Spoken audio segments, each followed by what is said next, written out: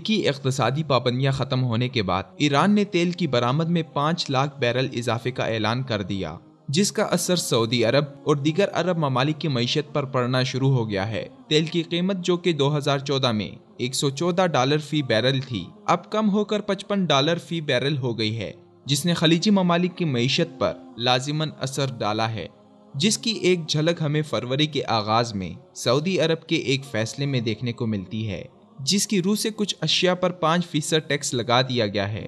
اس فیصلے کی توثیق گلف کوآپریشن کونسل نے بھی کی ہے، جس میں 6 ممالک یعنی بحرین، کویت، قطر، متحدہ عرب امارات، عمان اور سعودی عرب شامل ہیں۔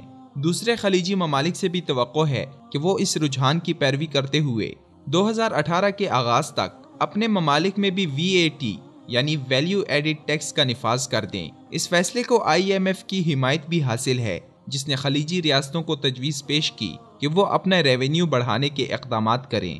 ان 6 ممالک نے ابتدائی طور پر تمباکو اور سوڈا ڈرنکس پر ٹیکس متعارف کروایا ہے۔ تمباکو پر ٹیکس جو کہ ابھی 50% ہے، بڑھا کر 100% کر دیا جائے گا، اور یہی اصول انرجی اور سوڈا ڈرنکس کے معاملے میں بھی لاگو ہوگا۔ اس خطے کے باشندے اب تک ٹیکس فری دور سے محفوظ ہوتے آئے ہیں، مگر اب خام تیل کی قیمت آدھی سے بھی نچلی سطح پر ہو گئی ہے، جس سے کساد بازاری کو فروغ ملا ہے۔